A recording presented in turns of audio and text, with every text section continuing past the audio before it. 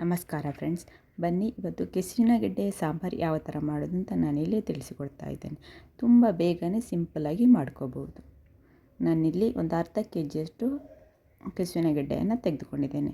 ಇದರಲ್ಲಿ ನೀವು ದೊಡ್ಡ ಸೈಜ್ ಸಿಕ್ಕಿದರೆ ಅದನ್ನೇ ತೆಗೆದುಕೊಳ್ಳಿ. ದೊಡ್ಡ ಸೈಜಿನ ಕೆಸುವಿನ ಗೆಡ್ಡೆ ತಗೊಂಡ್ರೆ ಸಿಪ್ಪೆ ತೆಗಿಲಿಕ್ಕೆ ತುಂಬ ಸುಲಭ ಆಗ್ತದೆ.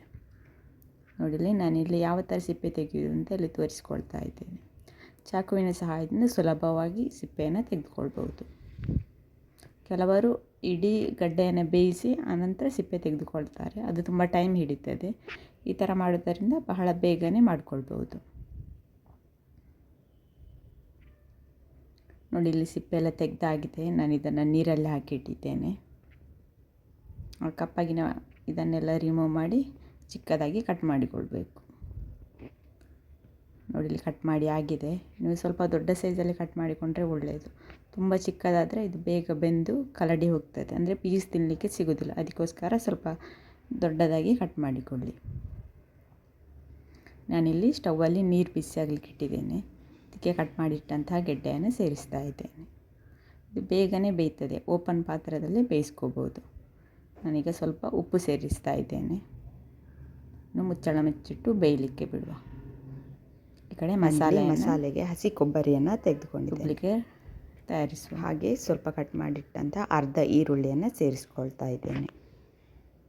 ಹಾಗೆ ಇಲ್ಲಿ 1 ಇಂಚು ಶುಂಠಿ, ಹಾಗೆ ಒಂದು 6 ಎಸಳು ಬೆಳ್ಳುಳ್ಳಿ, ಹಾಗೆ ಸ್ವಲ್ಪ ಹುಣಸೆ ಹುಳಿಯನ್ನು ಕಂಪಲ್ಸರಿಯಾಗಿ ಸೇರಿಸ್ಕೋಬೇಕು.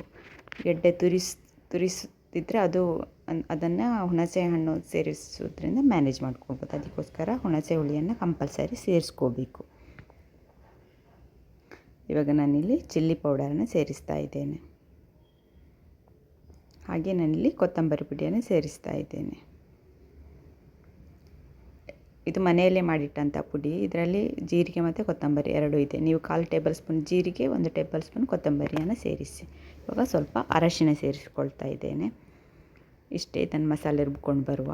ಈ ಕಡೆ ಇದು ಗೆಡ್ಡೆ ಸಹ ಬೆಂದಿದೆ. ಇಷ್ಟಾದರೆ ಸಾಕು. ಗ್ಯಾಸ್ ಆಫ್ ಮಾಡುವ. ನೋಡಿ, ಮಸಾಲೆ ರುಬ್ಬಿ ಆಗಿದೆ. ನೀವು ಕಲರಿಗೆ ಬೇಕಿದ್ದರೆ ಕಾಶ್ಮೀರಿ ರೆಡ್ ಚಿಲ್ಲಿ ಪೌಡರನ್ನ ಸೇರಿಸ್ಕೋಬೋದು. ಇವಾಗ ನಾನಿಲ್ಲಿ ಒಗ್ಗರಣೆಗೆ ಒಂದು ಪಾತ್ರೆ ಬಿಸಿಯಾಗಲಿಕ್ಕೆ ಇಟ್ಟಿದ್ದೇನೆ. ಇದಕ್ಕೆ 4 ಟೇಬಲ್ ಸ್ಪೂನಷ್ಟು ಎಣ್ಣೆಯನ್ನು ಸೇರಿಸಿದ್ದೇನೆ. ಇವಾಗ ಸ್ವಲ್ಪ ಸಾಸಿವೆ, ಹಾಗೆಯೇ ಸ್ವಲ್ಪ ಜೀರಿಗೆಯನ್ನು ಸೇರಿಸ್ಕೊಳ್ತಾ ಇದ್ದೇನೆ. ಇವಾಗ ಸ್ವಲ್ಪ ಕರಿಬೇವು ಸೊಪ್ಪನ್ನು ಸೇರಿಸ್ತಾ ಇದ್ದೇನೆ. ಇವಾಗ ಕಟ್ ಮಾಡಿಟ್ಟಂಥ ಅರ್ಧ ಈರುಳ್ಳಿಯನ್ನು ಸೇರಿಸ್ತಾ ಇದ್ದೇನೆ. ಅರ್ಧ ಈರುಳ್ಳಿ ಮಸಾಲೆ ರುಬ್ಬಲಿಕ್ಕೆ ಸೇರಿಸಿದ್ದೇನೆ. ಈರುಳ್ಳಿ ಸಾಫ್ಟ್ ಆಗೋವರೆಗೆ ಫ್ರೈ ಮಾಡಿಕೊಳ್ಬೇಕು. ಈಗ ಫ್ರೈ ಆಗಿದೆ. ಇವಾಗ ಇದಕ್ಕೆ ನಾನೊಂದು ಟೊಮೆಟೊವನ್ನು ಕಟ್ ಮಾಡಿ ಸೇರಿಸ್ತಾ ಇದ್ದೇನೆ. ನೀವು ಬೇಕಿದ್ದರೆ ಟೊಮೆಟೊವನ್ನು ಸ್ಕಿಪ್ ಮಾಡಿಕೊಳ್ಬೋದು. ಟೊಮೆಟೊ ಸಾಫ್ಟ್ ಆಗೋವರೆಗೆ ಫ್ರೈ ಮಾಡಿಕೊಳ್ಬೇಕು. ಇವಾಗ ರುಬ್ಬಿಟ್ಟಂಥ ಮಸಾಲೆಯನ್ನು ಸೇರಿಸ್ತಾ ಇದ್ದೇನೆ.